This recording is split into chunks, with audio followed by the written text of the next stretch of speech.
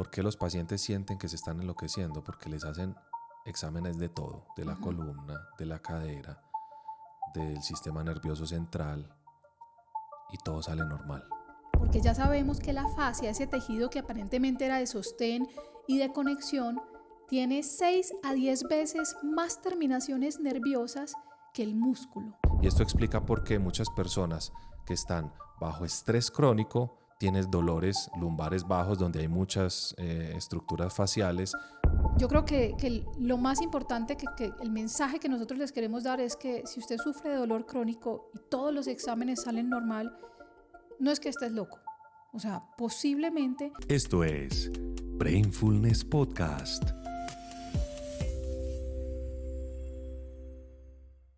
Doctor, ¿será que me estoy enloqueciendo? Cada vez más escucho esta frase. Y el común denominador son pacientes que llevan 5, 10, 15 y hasta 20 años de dolor, generalmente en el cuello, en la parte media de la espalda, en la parte baja de la espalda o en la zona glútea. Y nosotros como médicos tenemos muy pocas herramientas para entender y obviamente para explicar qué es lo que está ocurriendo. ¿Por qué los pacientes sienten que se están enloqueciendo? Porque les hacen exámenes de todo, de la columna, de la cadera, del sistema nervioso central, y todo sale normal. Estos pacientes terminan en clínica del dolor, solo tratando el síntoma, o en psiquiatría, asumiendo que es un dolor fabricado y que el origen es otro, que no es somático, o sea, no es de las estructuras. Pero hoy queremos hablar de una estructura que antes se consideraba como relleno en el cuerpo humano, que es la fascia, y en realidad pareciera que cumple las características de un órgano, con independencia, con una inervación muy rica. Yo recuerdo mucho la fascia en las más de 200 disecciones cadavéricas que hice en los Estados Unidos entre el año 2014 y 2015, haciendo estudios anatómicos y biomecánicos, donde lo que hacíamos era disecar la fascia para que se viera bonita la disección, porque ella está cubierta generalmente por grasa. Una analogía que me parece interesante es como cuando abrimos una mandarina, uno va quitando la cáscara y se escucha un sonido o hay una sensación como de que algo se está despegando. Eso que Un une, velcro. ese velcro que une la cáscara con los cascos de mandarina, también en naranja aplica, pero en mandarina se separa más fácil. Y el tejido que une un casco contra el otro y la estructura que envuelve ese casco sería como lo equivalente en el cuerpo humano a la fascia. Y la pulpa que está dentro de cada casco sería en el sistema osteomuscular los músculos. Me parece muy interesante esta analogía porque nos ayuda a crear una imagen que todos hemos visto y todos hemos experimentado y nos puede permitir adentrarnos en el mundo de la fascia, unas investigaciones de las últimas 2 décadas que nos van a permitir entender muchos dolores crónicos que no tienen una causa con los métodos diagnósticos ahora disponibles. Me encanta la analogía porque uno coge la mandarina, coge cada casquito, se los come y el resto lo tira, ¿sí? Y esa bagazo, como podríamos decirle a eso blanquito que sostiene, finalmente es el que le da la forma a la mandarina. Y digamos que históricamente los anatomistas, fascia viene de ese latín que significa venda o banda, o sea, como unas benditas, como una banda que sostiene. Pensaban que era eso, solo sostén, y no pensaban que estuviera vascularizado, o sea, que tuviera irrigación sanguínea, que tuviera terminaciones nerviosas, que tuviera, o sea, era el desecho, lo que se quita y ya.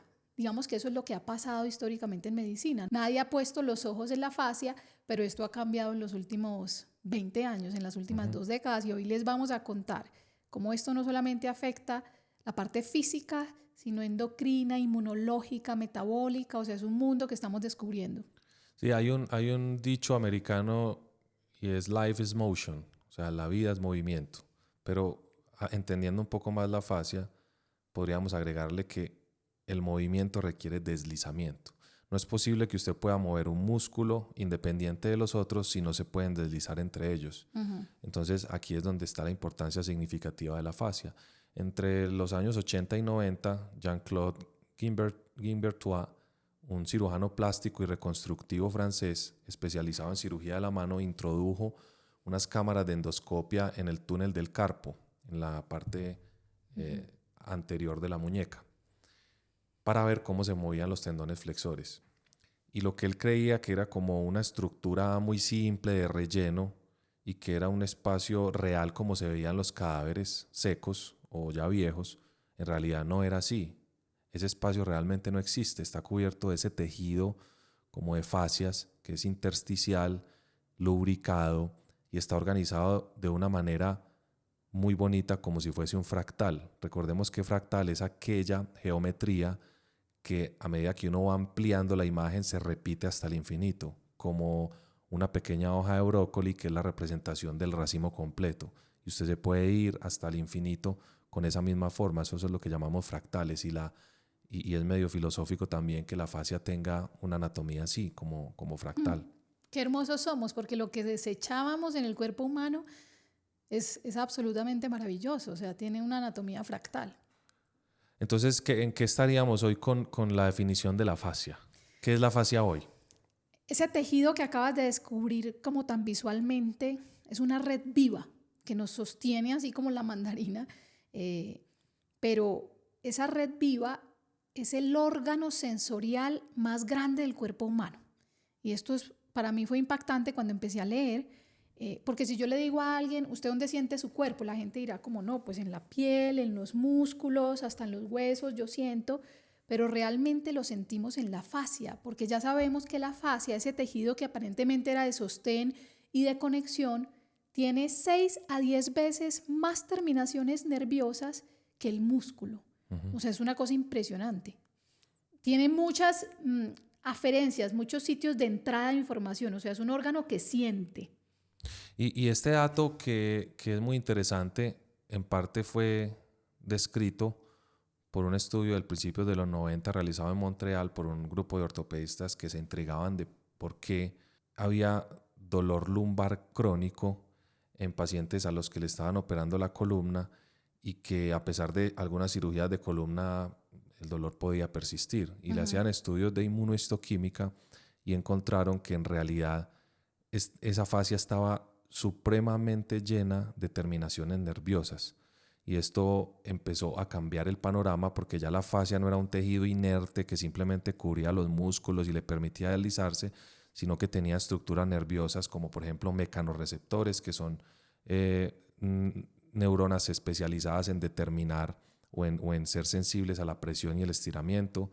Y de hecho en la fascia, además de ese dato que diste de que tiene más terminaciones nerviosas que el músculo, se ha determinado que tiene hasta 250 millones de terminaciones nerviosas más que la piel, que es un órgano tan sensible. O sea, si nos ponemos a pensar, hace poco me hicieron un procedimiento dermatológico en un párpado y yo sentí que es de las cosas más dolorosas que había experimentado porque fue sin anestesia en los últimos años. Esa piel es muy Y sensible. es muy sensible. Y la fascia es aún más sensible que la piel, que era el órgano que nosotros creíamos sensible por naturaleza. No Lo estamos que pasa es que diciendo, no la vemos. exacto, no estamos diciendo que la piel no es sensible, sino que imagínense lo sensible que es la fascia que la supera. O sea que casi que podríamos hoy, como primera conclusión fisiológica y anatómica, decir que la fascia es de las estructuras o la estructura más sensible de todo el cuerpo humano. Y pareciera que vamos a hablar un poco más adelante de eso, que tiene como una especie de memoria, ¿cierto? De esa de sensibilidad. También tiene terminaciones nerviosas propioceptivas. La propiocepción es la capacidad, por ejemplo, de si yo tengo mi mano detrás de mi cuerpo, no la estoy viendo, pero sé que la tengo empuñada, o si la abro sé que la tengo abierta. Esa capacidad se llama propiocepción y también hay fibras nerviosas propioceptivas en la fascia y además también fibras nociceptivas, que son las especializadas en la transmisión del dolor, llevándolo al sistema nervioso central para entregarnos ese estímulo. O sea, la fascia que no vemos, pero que está ahí en todo el cuerpo, ¿cierto? Que es la red que sostiene todo el cuerpo, todos los órganos, tiene terminaciones nerviosas muchísimas. Pero lo segundo es que ese tejido está vivo y lo que tú hablabas ahorita se desliza, es flexible. Y esto lo digo con orgullo, lo sabemos por la doctora Carla Stecco, una mujer ortopedista italiana, anatomista, experta en el tema, yo creo que es de las expertas mundial en fascia, que descubre unas células que llama fasciocitos. Ella le pone ese nombre a unos fibroblastos y ella dice, estos son diferentes, son fasciocitos porque se da cuenta que producen ácido hialurónico, que es como una especie de gel que hace que se pueda deslizar, que haya movimiento. Entonces se pone un ejemplo y es como si todo el tejido que está dentro de nuestro cuerpo, esa fascia, fueran 2 vidrios y yo pongo entre ellos un aceite. Se va a deslizar perfecto, un aceite de oliva extra virgen. Pero si lo que yo pongo entre ellos es miel, se va a poner pegajoso, va a haber fricción, eso va a ser casi doloroso. Entonces esas celulitas que ella describe que producen el ácido hialurónico son las que se encargan de que esa red viva permita el movimiento de una manera, diría yo, hasta agradable, ¿sí? Que el cuerpo se pueda mover con armonía. Sí, llamativo acá algo y es que la mayoría de estudios anatómicos y el movimiento del sistema musculoesquelético, obviamente por razones éticas, se ha hecho en cadáveres y muchas veces cadáveres secos o embalsamados o ya disecados pues como con técnicas de plastinación, como uso de plastilinas de colores para separar estructuras. Pero primero ahí se le quita la fascia y segundo, cuando se le deja la fascia, esta se seca. Pero ahora que hablas del ácido hialurónico, mira lo importante de entender que ese no era un buen modelo para estudiar la fascia y por eso tan desconocida toda su estructura y su función. Porque la fascia funciona cuando está hidratada, porque el ácido hialurónico tiene una gran capacidad de atraer agua. Y como depende del agua, si el cadáver en el que hacíamos los estudios estaba seco, entonces no íbamos a ver la fascia trabajando, la veíamos como un tejido inerte simplemente con la función. Y muerta. Sí, como con la función de cubrir o limitar ciertas estructuras. Entonces, el ácido hialurónico y la hidratación de nuestro cuerpo en general, que lo hemos hablado también en episodios previos como el de hidratación, es una sustancia fundamental, como dijiste, gelatinosa y lubricada, que permite el deslizamiento de estructuras que están en contacto a través de las fascias para que pueda ocurrir el movimiento. Y esto obviamente deriva en la posibilidad de transmisión de la fuerza y la prevención del dolor, porque si yo no puedo deslizar un músculo sobre otro, entonces no puedo realizar el movimiento, entonces no voy a ser capaz de funcionar. Tremendo. Y yo pienso que aún para nosotros que somos médicos, cuando yo empecé a estudiar este tema este mes, yo decía, wow, es como difícil de imaginarse la fascia y nosotros hemos estado estudiando anatomía por años, viéndolo en pacientes, porque uno se imagina un órgano como un bulto como un juntico, ¿sí? Como el corazón, los pulmones, el intestino, y mira que cada órgano tiene su especialidad, el cardiólogo, el gastroenterólogo, el cerebro, el neurólogo, el neurocirujano, bueno, pero ¿cuál es el especialista de la fascia? Como ha sido tan ignorada. Va a tocar montar una especialidad que se llama fasciología. Fasciólogo. Pero eso que dices ahí me gusta mucho porque en ortopedia y en las especialidades que se dedican al sistema musculoesquelético, cada vez más tratamos de entender al ser humano holísticamente como un todo y, digamos, infortunadamente, las especialidades dentro de la cirugía ortopédica se han separado como si fuera presas de un animal que se vende en la carnicería. Literal, entonces, como por la acá vaca. la rodilla, por acá la cadera, por acá la columna. Pero la unión entre todas estas estructuras se entiende poco porque cada cual se dedica a su pedacito.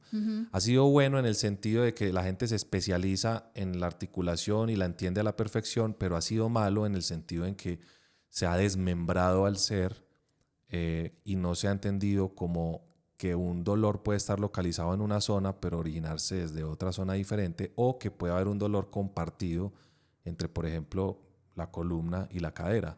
Y eso ocurre a través del sistema óseo, pero más importante aún, a través del sistema facial. Entonces este episodio es una invitación también para todos los profesionales de la salud, incluidos médicos, fisioterapeutas y dentro de la medicina la especialidad ortopedia y fisiatría, a tratar de tener en cuenta estos aspectos que no se pueden, digamos, diagnosticar solo enfocándonos en una articulación. Pero mira que eso viene hace muchos años. O sea, yo me empecé a preguntar cuándo dejamos de ver el cuerpo humano como un todo. Como tú dices, lo desmembramos. Y por allá en 1500, cuando se estudiaba anatomía, Galeno, que fue el gran médico, hacía unos escritos y la gente para estudiar anatomía tenía que estudiar los libros de Galeno. Y Andreas Vesalius llegó y él se negó. Él decía, ¿yo cómo voy a estudiar anatomía de un libro? Yo tengo que verlo. Y él fue y sacó los cadáveres y empezó a hacer las disecciones, y este es el padre de la anatomía moderna, pero él empezó lo que tú dices, a desmembrar, como a separar para entender mejor, porque no sabíamos cómo entender el cuerpo humano. Entonces físicamente empezó con Vesalio como esa separación de sistemas, allí cardiovascular, aquí viene esto otro, como si nada tuviera que ver lo uno con lo otro. Pero luego también este matemático Descartes dice, bueno, una cosa es la mente, otra cosa es el cuerpo, esto es una dualidad, están separadas. y cuando le quitamos, él hablaba de alma, el alma al cuerpo nos queda una máquina, ¿sí? Entonces, esto ha sido histórico y en la medicina ha terminado con el tema de las especialidades. Pero yo me ponía a pensar, entonces somos máquinas que se estresan. O sea, somos máquinas, pero nos estresamos. ¿Cómo viene ahí el tema del estrés con una máquina que debería funcionar perfectamente? Sí, y este es uno de los temas interesantes cuando hablamos de fascia. Hay una relación muy significativa a la que nos hemos acercado muy tímidamente, y es el estrés y el dolor crónico. Y gran parte de esa relación está explicada por la fascia, que es la que une diferentes sistemas musculoesqueléticos en el cuerpo. En el año 2003, tengo aquí anotado, Robert Schleip, un psicólogo y biólogo alemán, se puso a estudiar la fascia y descubrió que tiene miofibroblastos. Esto es muy importante porque esas células tienen músculo liso, y el músculo liso hace parte del sistema nervioso autónomo, que es el que está relacionado con muchas respuestas automáticas en el cuerpo. El sistema simpático, parasimpático, que tú has hablado mucho en varios episodios. Y este se contrae automáticamente, es decir, acuérdense que al llamarse sistema nervioso autónomo nosotros no podemos darle la orden de que se contraiga o no se contraiga, sino que lo hace autónomamente de acuerdo a ciertos estímulos. Y esto obviamente está mediado por el estrés. Entonces, cuando estamos en modo lucha o huir, el cerebro envía señales que hacen que estas células se contraigan. Y al mismo tiempo, si esto pues genera una rigidez generalizada y generalmente puede incluso doler en todo el cuerpo. Pero cuando estamos en modo parasimpático, que es más calma, las células de ese músculo liso, esos miofibroblastos, están más relajadas. Por ejemplo, eso se podría lograr, y eso explica por qué la terapia manual funciona, los masajes, y que hay gente que dice, yo tenía mucho dolor y me hicieron el masaje y mejoré, pero también después de un tiempo ese efecto puede desaparecer si no atacamos las causas de estrés que generaron esa tensión en la fascia. Exacto. Mira que yo siempre pongo un ejemplo, yo le digo a mis pacientes o en conferencias, es como cuando uno sale a dar una conferencia y hay 1000 personas y me asusto y me da un cólico como que me va a dar diarrea. Ese es músculo liso, o sea, es un músculo automático. Yo no puedo evitar esa sensación de maluquera. Ahora sabemos que tenemos de ese músculo en la fascia, digamos, distribuido por todo el cuerpo. Y para mí esto es revelador porque entonces esa paciente que tiene el dolor lumbar crónico, que ha consultado a 10 ortopedistas que todos le dicen, usted no tiene nada, váyase para el psiquiatra, sí hay estructuras que biológicamente se están transformando y es una estructura que es un órgano enorme, que es la fascia, que ya sabemos que existe. Entonces no es que todo lo que no tenga una demostración como biológica exacta sea psicológico. Entonces lo que decía Descartes, ¿cierto? Por un lado el alma, por otro lado el cuerpo. Entonces el problema no es el hueso, no es la columna, sino que es la fascia. Y cuando yo leía toda esta cantidad de terminaciones nerviosas, yo pensaba como, wow, esta es la conexión entre la mente y el cuerpo. O sea, este órgano recibe todas las sensaciones y literal le habla al cerebro y hay una comunicación constante. O sea, la fascia me permite ser más consciente de mi entorno. Sí, nosotros hablamos mucho de los mecanismos del cerebro para regular el estrés, pero lo que no entendíamos era que la fascia es como el receptor en muy buena parte de esas señales, y el emisor también. Nos faltaba ese pedacito del rompecabezas. Yo estoy emocionadísima con este tema. Y agreguémosle otra capa de análisis a esto. Sabemos y hemos dicho en muchos episodios que el cortisol, a pesar de que tiene otras funciones muy importantes, es una hormona que está asociada al estrés, que es necesario también para la supervivencia. Pero se ha demostrado en estudios de laboratorio que la elevación de cortisol afecta en fibroblastos humanos la producción de colágeno. Y si las fascias tienen colágeno, entonces al generar una alteración en la producción de colágeno y al favorecer su degradación va a debilitar la fascia, es decir, el estrés crónico debilita la fascia. Y esto explica por qué muchas personas que están bajo estrés crónico tienen dolores lumbares bajos donde hay muchas estructuras faciales, pueden tener incluso dolores de muñeca, pueden tener dolores también en la parte glútea, y esto es muy interesante porque lo que creíamos antes que era meramente una somatización de problemas psicológicos, no necesariamente es así, ya eso toma vida propia y la fascia queda, se podría decir, como hipersensible. O sea, el estrés debilita la fascia. Sí, y eso genera dolor. Y esto es lo que conecta el hecho de que uno encuentre en muchos estudios en ortopedia el reporte de que las enfermedades mentales se asocian en un porcentaje significativo a dolor lumbar, pero no es simplemente que a la gente que está enferma mentalmente simplemente le duele la columna y ya, sino que es que hay un montón de receptores nerviosos en esa fascia, en la zona lumbar baja, que es la que aloja y se cronifica en cuanto al adelgazamiento de ella misma por el cortisol y es la que genera la cronificación del dolor, a pesar de que le hagan tratamientos o que le hagan cirugías de la columna, ¿cierto? Y para mí este es el descubrimiento más grande y es entender eso, que las personas que se quejan de dolor crónico no necesariamente están somatizando, que la fascia realmente está afectada. Y mira que leía unas teorías sobre el estrés. O sea, la fascia, digamos que fluctúa su viscosidad entre lo líquido y un gel un poquito más sólido, ¿cierto? Que era lo que vio este cirujano plástico en los antebrazos. Y eso se transforma, es casi que como diríamos un milagro biomecánico. Pero esto depende de nuestra actitud, de cómo pensamos, de cómo nos sentimos, de cómo dormimos. O sea, todo lo que siempre hablamos de los ejes de bienestar afecta a la fascia. Entonces decían, cuando una persona está estresada, activado el sistema simpático, está angustiada por algo, es probable que esta fascia se haga tan líquida que la conducción eléctrica aumente y haya más carga eléctrica y esto active esas terminaciones nerviosas y produzca dolor. Hay otra teoría que dicen que no, que lo que pasa es que cuando uno está estresado y se activa el simpático, entonces ese musculito de esas células que descubrió el alemán, esos miofibroblastos se contraen, entonces uno se pone tenso como con ese traje de neopreno y esa tensión hace que ese gel se vuelva como grumoso, como una miel y no haya fricción y que esto es lo que termine generando el dolor. Independiente de las dos teorías, el estrés afecta la fascia produce dolor y es un círculo vicioso. No, y mira que ese círculo vicioso también tiene una explicación funcional, porque en el trauma emocional también se ha determinado que hay una relación directa con dolor crónico. O sea, la gente que tiene traumas emocionales, casi todos tenemos traumas emocionales, pero estamos hablando de traumas. Todos tenemos traumas emocionales. Sí, pero sobre todo en gente con traumas emocionales muy severos, complejos, de abandono, de problemas serios de pareja o de pérdidas que nunca superaron. Bueno, cuando se asocia a dolor crónico, una de las teorías que hay es como un bucle, como un círculo vicioso entre un cerebro que libera cortisol, hace contraer la fascia, la debilita, la adelgaza, al mismo tiempo la fascia se encoge, se contrae, genera limitación de la movilidad, por eso incluso se adoptan algunas posturas para evitar el dolor y eso le manda una señal al cerebro de que el trauma emocional o el trauma persiste y entonces el cerebro manda más señales de que la fascia tiene que modificarse y eso se vuelve un círculo vicioso que puede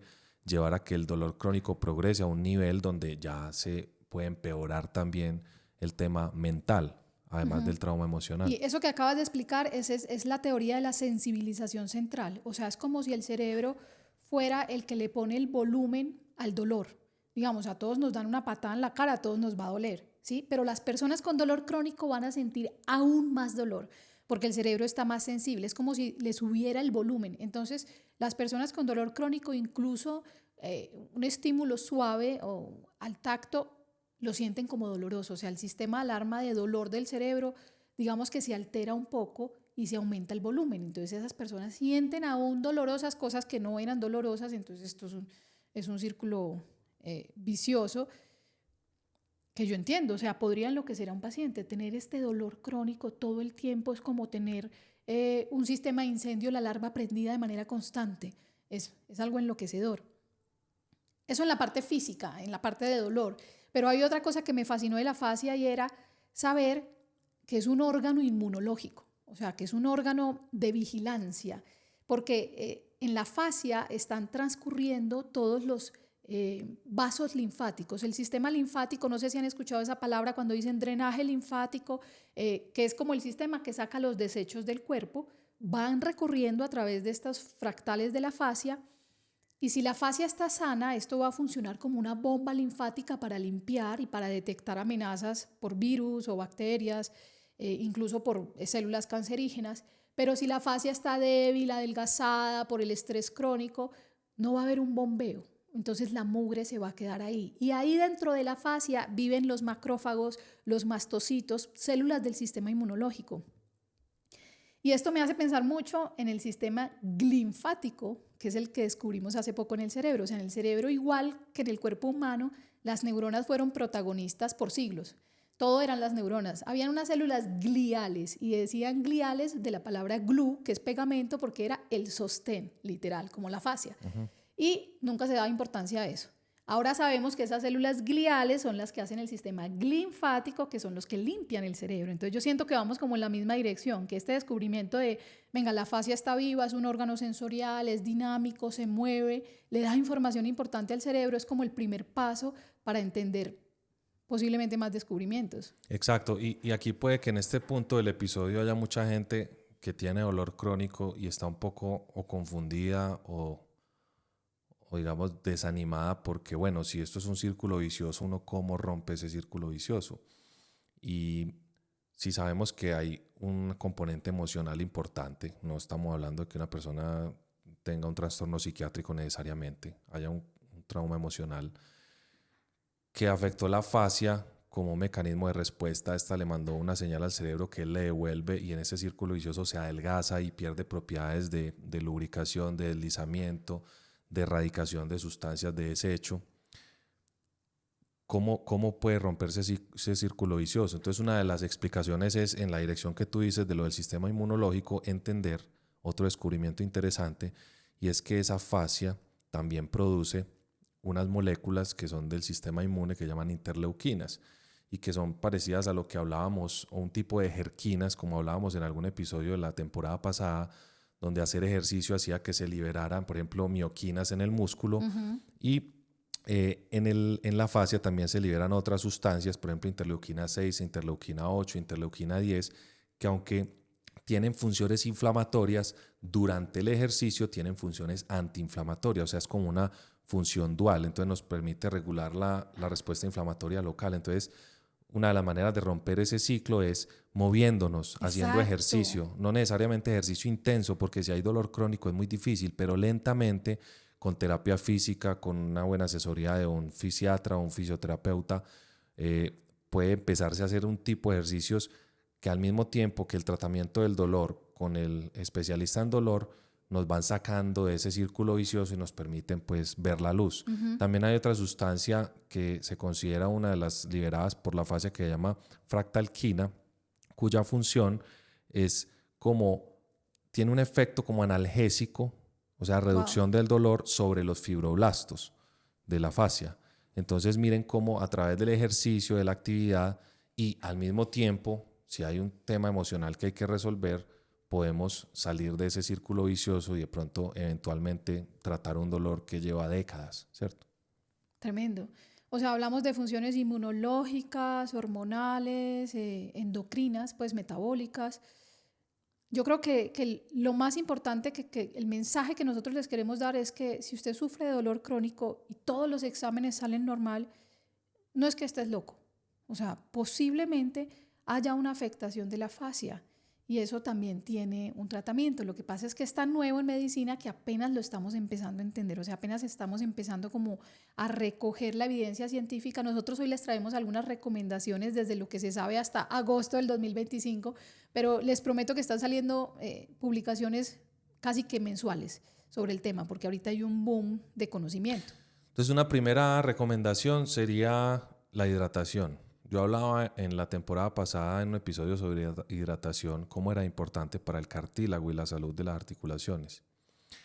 Pero también es importante para la salud de la fascia. Recuerden que cuando uno está con una agua limitada en el cuerpo, hay predilección por los órganos que nos mantienen vivos. El cerebro, el corazón, el riñón, el intestino. Pero si la fascia está por allá de última en la lista y tenemos una deshidratación así sea leve, va a estar seca, no se va a mover bien y eso va a empezar a generar dolores crónicos y a meternos en ese bucle, en ese círculo vicioso que no queremos. Entonces, estar bien hidratados es fundamental. Los remito a que se vayan a ese episodio para que sepan cuánta agua tienen que tomar. En la segunda temporada está. El movimiento, como lo dijimos ahorita, hay que moverse. La fascia odia la monotonía, hay que moverse en diferentes ángulos. Si yo solamente hago los mismos ejercicios todos los días, voy a estimular los mismos corredores faciales o los mismos músculos deslizando sobre otros. Hay que estirar. Los estiramientos, y se han hecho múltiples estudios, prolongados, y no es como cuando uno va al gimnasio y uno es 1, 2, 3, o sea, cuenta 6 segundos y ya cambió, no. 2 a 5 minutos estirando diferentes partes del cuerpo, le da una señal al cerebro de, venga, estamos a salvo, o sea, podemos relajarnos.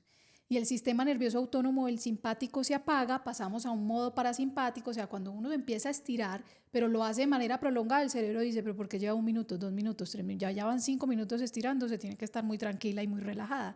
Entonces es una forma de apagar el incendio del sistema simpático. Y ahorita hablabas algo muy importante del movimiento en las personas con dolor crónico. Si alguien con dolor crónico va a hacer un ejercicio y le duele más, aunque no sea un estímulo doloroso, pues el cerebro se asusta y por eso las personas se empiezan a quedar tan inmóviles. Entonces hay que reentrenar al cerebro y una manera de hacerlo es con los estiramientos prolongados, porque vamos como a recalibrar esa fascia. Y por eso es que la fisioterapia, los masajes, todas las terapias manuales, osteopatía, acupuntura, a mí hace poco me hicieron una liberación de fascia en el cuádriceps por un dolor de rodilla que tenía.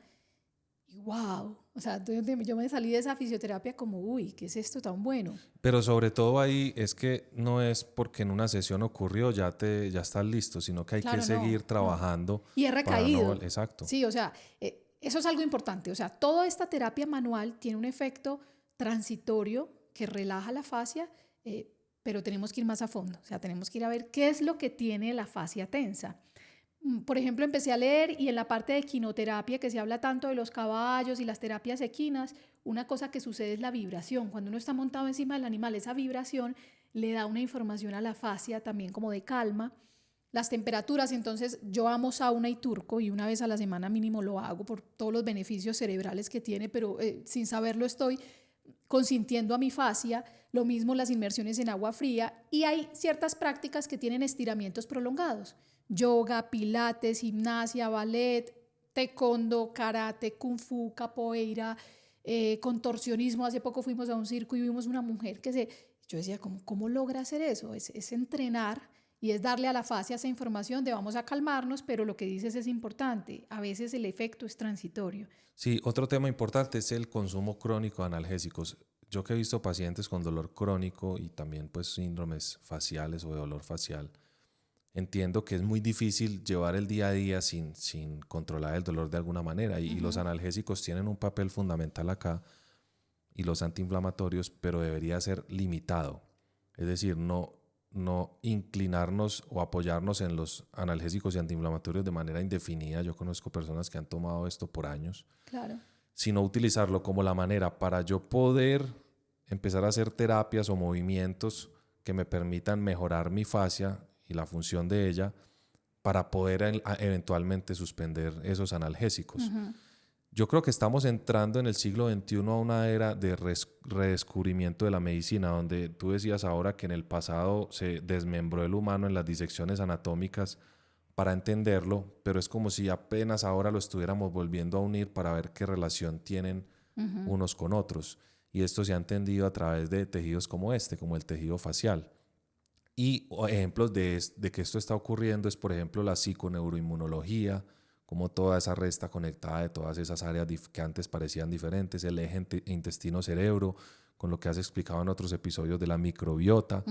Yo creo que hacia allá tenemos que apuntar. Todavía no tenemos una respuesta como la persona que pueda tener un dolor facial, si toma este medicamento, si hace esto, se va a mejorar mañana, pero sí al menos estamos encontrando un camino por donde una persona puede empezar a recorrer digamos, valga la redundancia, el camino hacia su sanación o hacia no depender de analgésicos. Exacto, que los analgésicos sean el puente, mientras yo me encargo de cambiar mi estilo de vida e incluir como otras herramientas. Sí, yo antes de despedirnos, porque estamos ya terminando el episodio, quería decir que yo como cirujano siento que a veces cuando el dolor llega a un nivel de desesperación de 5, 10, 15 años sin solución, y aún a pesar de exámenes negativos, hay personas que me han dicho, y yo los entiendo, métase allá con cirugía, ábrame, a ver qué encuentra.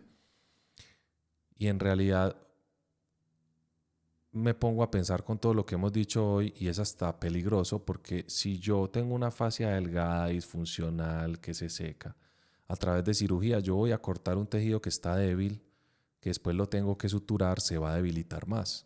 Y no va a cicatrizar Y igual. no va a cicatrizar bien. Entonces fíjense cómo esto apoya la idea de que uno antes de someterse a una cirugía, si está indicada, debe tratar de hacer prehabilitación, que es una de las cosas que ha venido en boga en las últimas décadas, y es no solamente ir a terapia física después de una cirugía, sino ir antes, e incluso a veces la prehabilitación o la rehabilitación previa a una cirugía te puede evitar esa misma intervención. Buenísimo. Ujú. Y hemos hablado mucho de pacientes con dolor crónico, pero no necesariamente. Yo, por ejemplo, no sufro de ningún dolor crónico, gracias a Dios, pero leyendo este tema dije, quiero consentir mi fascia. Y buscando todo este tema de las terapias manuales, los masajes, por ejemplo, tienen una evidencia increíble. Hace poco salió un metaanálisis que demuestra que después de una terapia de masaje de 1 hora, que yo usualmente hago cuando nos vamos de viaje a la playa, o sea, una vez cada, no sé, 4 meses o 6 veces, disminuyen los niveles de cortisol en un 30%, o sea, un tercio, y aumenta la serotonina y la dopamina en un 30%, en estudios en donde se han medido estas sustancias en orina o el cortisol también en saliva. Y yo decía, esto es impresionante, o sea, es un spa de bienestar que yo me puedo hacer, vámonos por un masaje.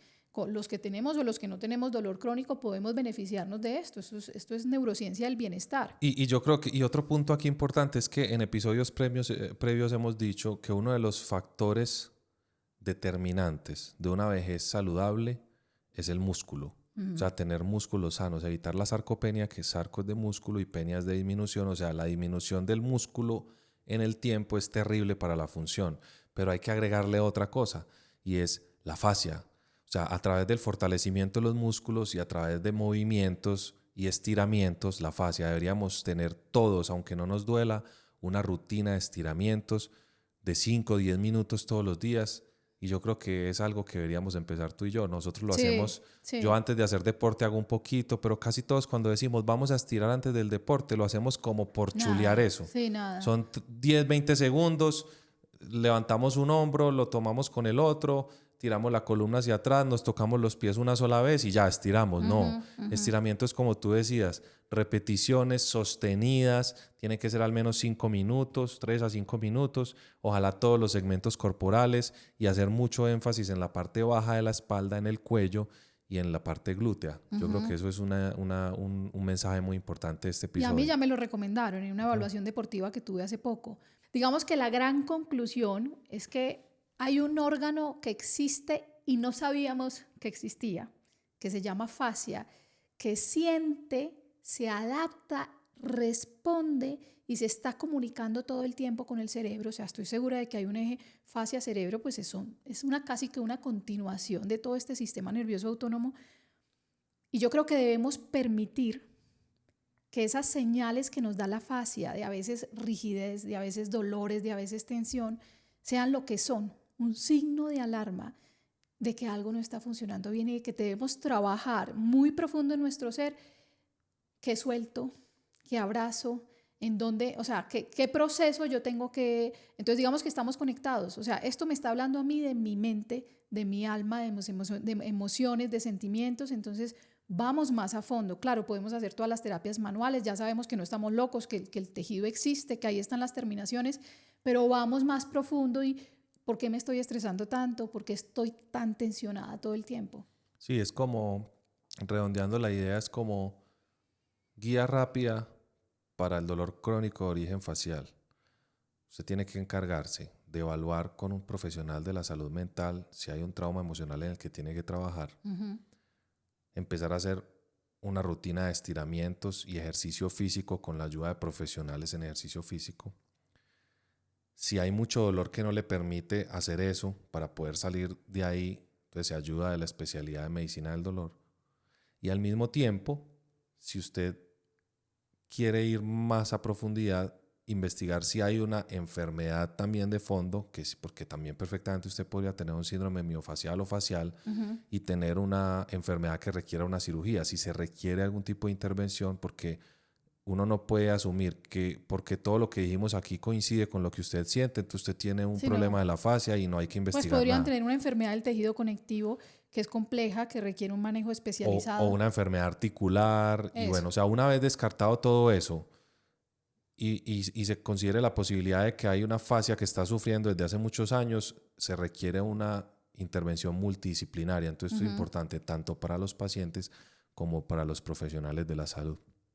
Ese era el tema que les traíamos hoy. Les queremos invitar a que se unan a nuestra comunidad. En redes sociales estamos como Brainfulness Live, como la doctora Neuro, como Procadera Juan Gómez Hoyos. Tenemos un canal exclusivo en YouTube que se llama Brainfulness Channel, en donde vamos a tener cursos, en donde vamos a tener videos educativos cortos, en donde está nuestro podcast y hay contenido que solo está en ese canal. Y si están escuchándonos por Spotify, califíquennos, propóngannos temas para la próxima temporada, coméntenos, nos encanta escucharlos. Chao. Esto es Brainfulness Podcast.